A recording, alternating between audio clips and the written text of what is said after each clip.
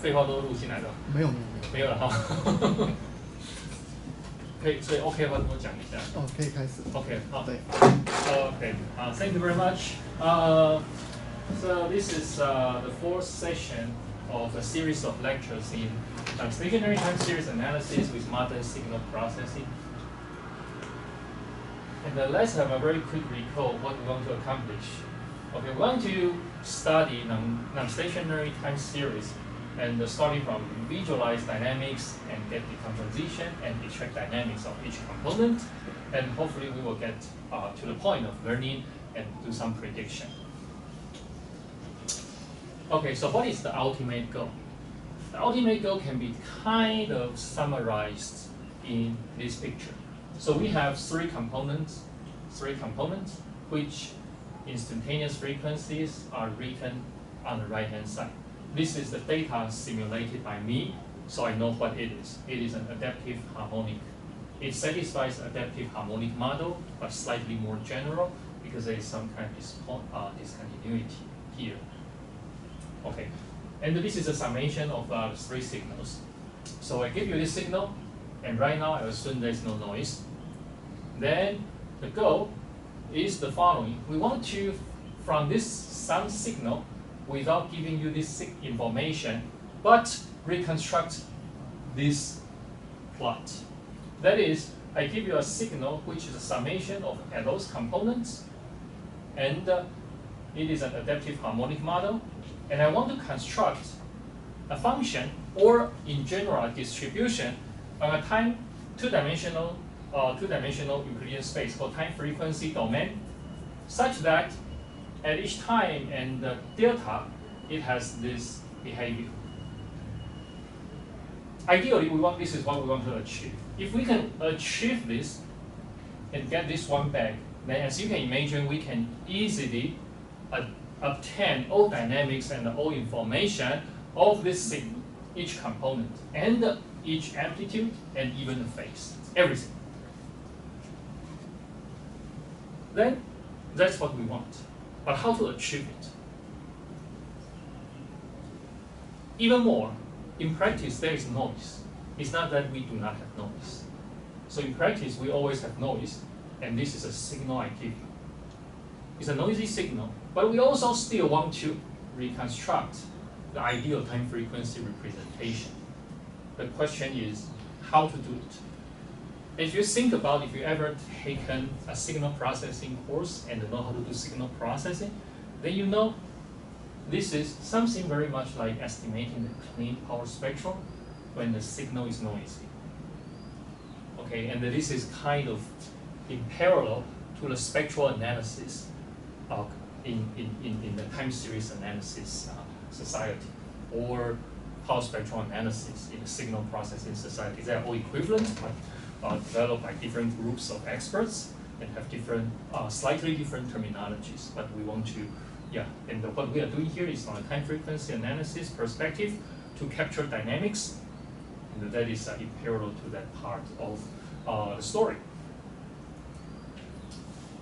So this is the goal for today. We will start from short-time Fourier transform and study the basic idea toward stationary signal analysis. Let's have a very quick look again at Fourier transform. What is the limitation? The limitation of the Fourier transform is it is a global operator. So on the Fourier frequency domain, you lose the temporal information. The temporal information is actually encoded in the phase, but not in the power spectrum. But in the time domain, you do not see frequency information. So they are dual in each other, but they contain part of the information. And they have very strong correlation, but this relationship is super nonlinear. We need something new. The basic idea called short-time Fourier transform is the following. We take a signal y, and we find a window function, okay, whatever you like, window function h, and you put the window function at time t, and you truncate the signal, and you evaluate the Fourier transform, its Fourier transform. So this is how it looks like visually. you have a signal, which is a gray line. And now here, I choose 3 different windows. A gray one, blue one, and the red one. And now, I do the multiplication over this window. And this is a truncated signal. How the truncated signal looks like. On the right-hand side, this is a 0, 1 window. Very simple one. And the middle one, that is, I forget, this is Hamming window, I remember. And on the left-hand side, this is a Gaussian window. So you can see different windows will give you different truncations, but the basic idea is the same. We want to utilize the fact that it is non-stationary, so we better study the data, the signal locally. So we do want to do truncation and evaluate the power spectrum of each segment. So you can view it as a divide and conquer algorithm, so that we can study the algorithm, the signal dynamics locally. And if we can patch everything globally, then we see the dynamics. That's the basic, very basic idea. It turns out to lead to a long way. A lot of interesting topics, both in signal processing and even in mathematics. Okay, in this lecture, we will not go into the mathematical part, but in mathematics, there is another interesting part, which I hope in the future I can give a lecture discussing the mathematical part of the whole story. But let's focus on signal processing part today in this lecture. So this is if in this short-time Fourier transform, G is the Gaussian function, then we call it the Gabor transform. Otherwise, it's just general short-time Fourier transform. And you can see these two formula. There's a kind of a slight difference. The difference is this T, okay, and this only introduce some phase difference, and sometimes called this modified short-time Fourier transform. And it is sometimes convenient for us when we do calculation.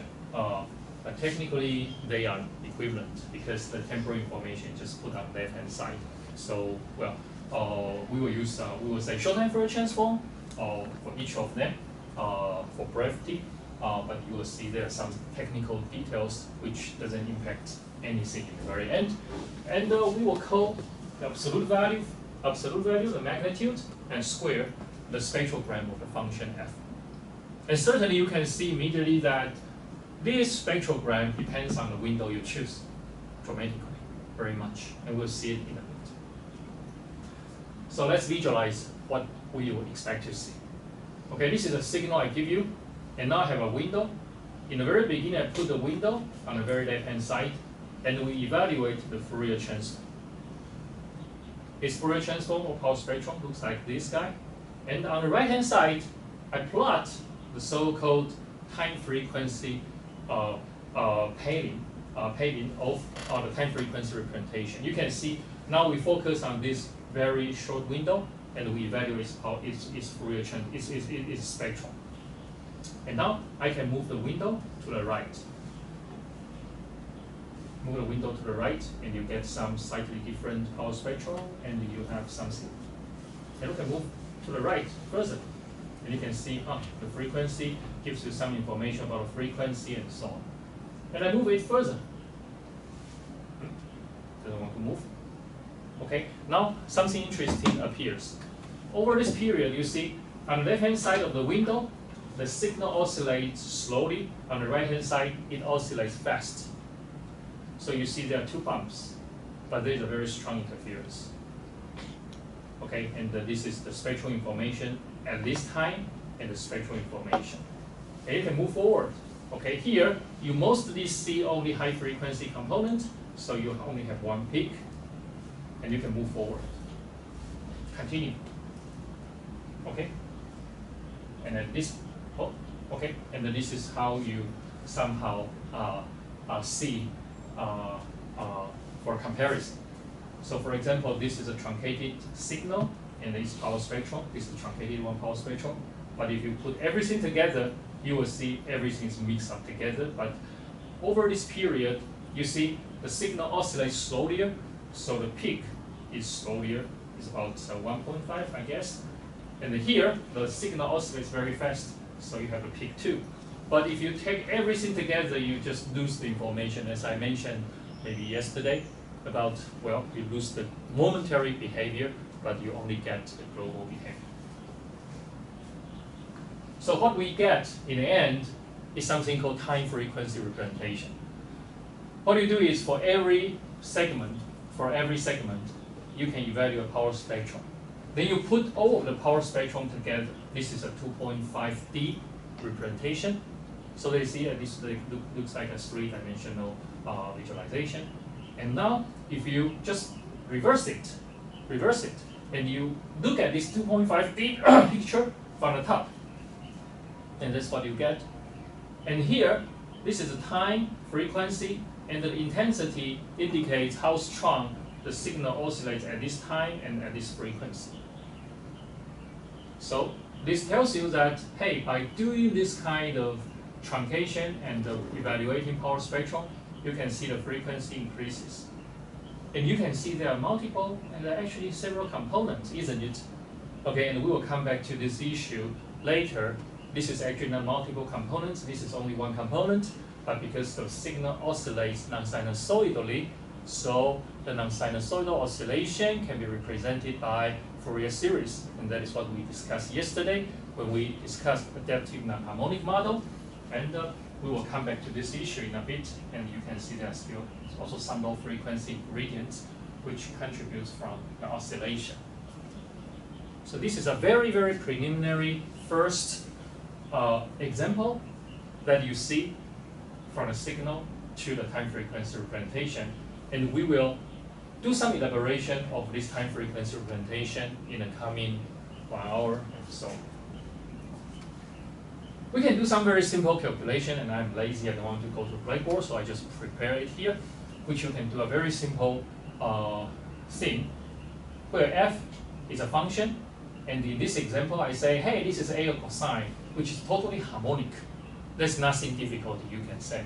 Then you just evaluate short-time Fourier transform, and you can see this is nothing but Fourier transform, right? If you do some calculation, this is what you get. Nothing difficult. And in practice, in general, if the signal satisfies the adaptive harmonic model, then we can have this result. You will see this result is almost exactly the same as before, except we have some order epsilon error. And here we have time t, and we capture instantaneous frequency phi prime t. Okay, and this approximation can be easily achieved by doing Taylor expansion, using the regularity assumption of the amplitude modulation function and the phase. And remember, in adaptive harmonic model, we assume that amplitude modulation function and the instantaneous frequency do not change fast. They change very slowly compared with the instantaneous frequency. So what you do is using Taylor expansion and say locally the signal behaves very much like a harmonic function, so that you can apply this calculation to do the evaluation, and then you control the error of the approximation. I will not go into detail.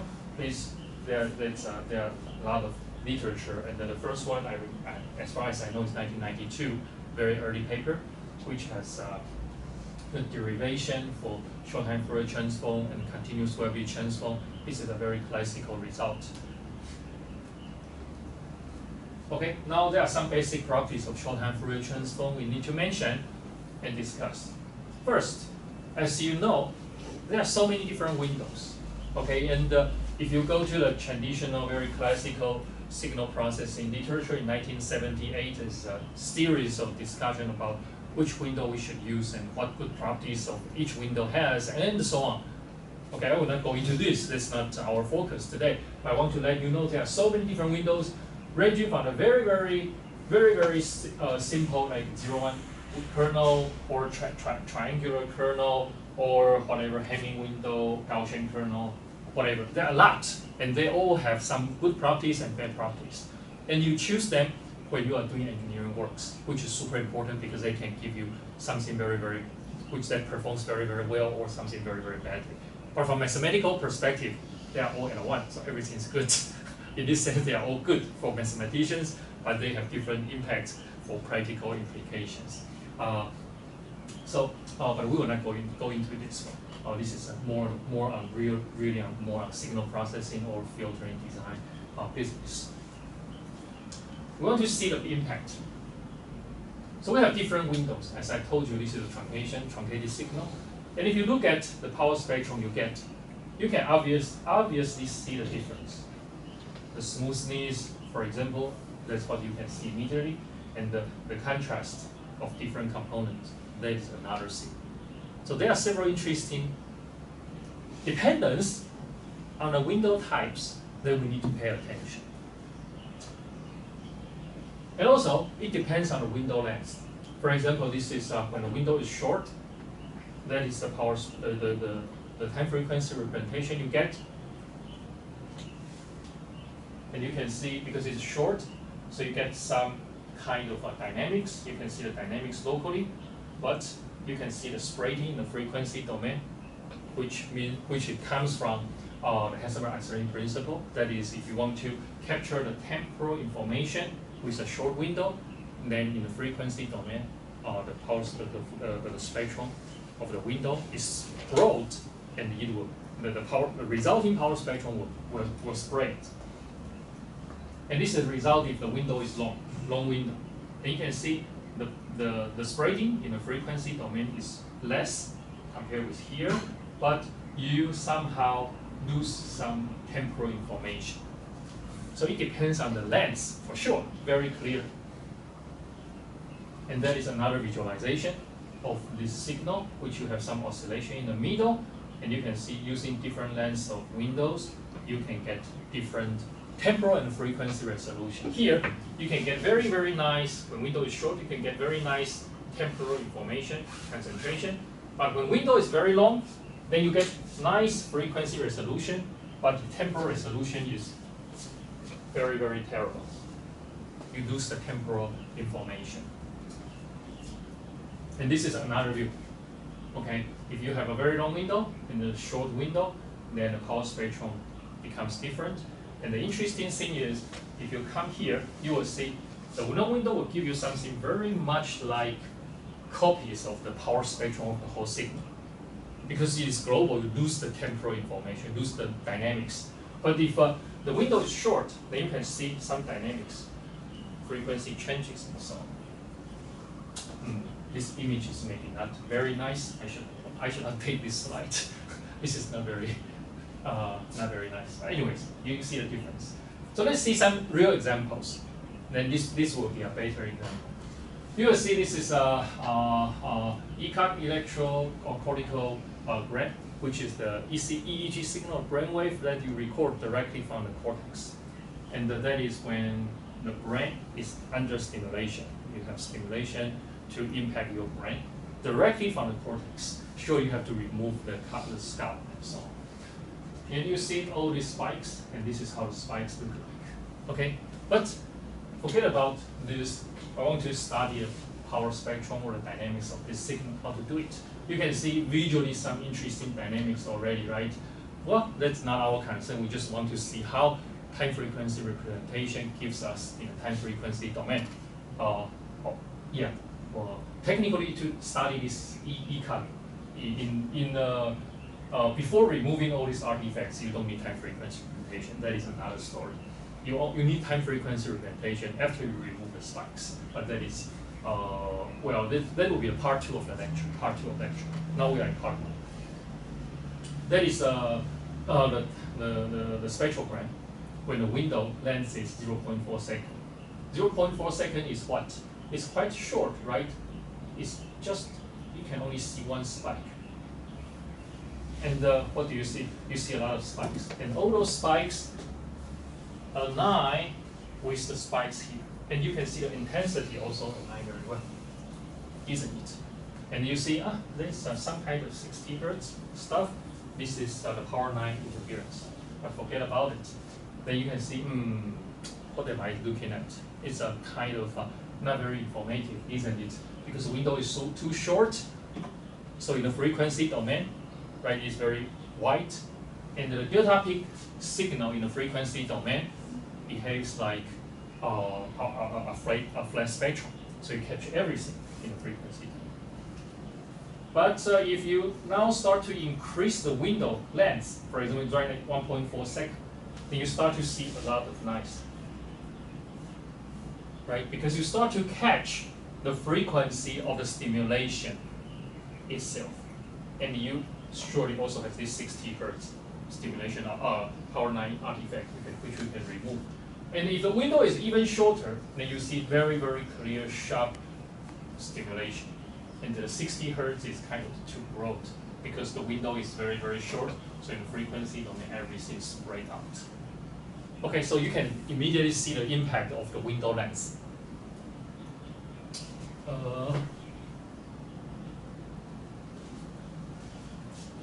And now this is another example of the photoplethysmography signal when the subject is moving. And this is a signal for 3 minutes, and this is a zoom in. And this is when the window is short. And you can see there is some broadening stuff, right? What is it? Difficult to say. And if the window is even shorter, what do you see? Technically, you don't see too much. You just see a lot of, well, I don't know what it is. But the window is long enough, then you start to see, hey, there's something 1.23 Hertz, right? And it seems to give us some dynamics. Okay, the amplitude changes, intensity changes, and so on. You can start to see dynamics. Okay, very good. So from all these examples, what you can recall, what you can think is, this is actually in the end just a filtering, isn't it? And the answer is yes. By applying Plancherel equation, Plancherel theory, that is the Fourier transform. This is in the frequency domain representation of short-time Fourier transform. You can get. So G as a window in the frequency domain is a low-pass filter. So you just do some kind of low-pass filter and the reverse back. That is short-time Fourier transform. So that is what it tells you. Another important property of short-time Fourier transform is the uncertainty principle. That is, no matter how hard you try, there is no way you can simultaneously study the signal in the time domain and in the frequency domain. There is always a limitation. You cannot go beyond. So temporal resolution and frequency resolution, they are contradicting to each other. They are fighting each other. So that is in this sense, in the spectrogram, you always get some kind of spreading in the frequency domain. And this you choose a very long signal. But when you choose a very, very long signal, sorry, you lose the temporal information. And if you choose the window to be very, very short, you want to see into the temporal information, sorry, then you lose the frequency information. And another good property of short-time Fourier transform is that you are able to recover the signal f from the short-time Fourier transform, which is very obvious. And another thing is you can reconstruct the signal using the synthesis idea. That is, you choose a different window so that some properties are satisfied. And we call this G tilde the synthesis window. And in practice, surely and this is really a necessary, and this is really needed. Usually G tilde is chosen to be the same as G. Okay, and all this can be evaluated directly by just doing some calculation. That's a very nice, two very nice reference. On the left-hand side, it's more from the mathematical perspective, which also discuss some representation theory on the time frequency domain and so on. And that is a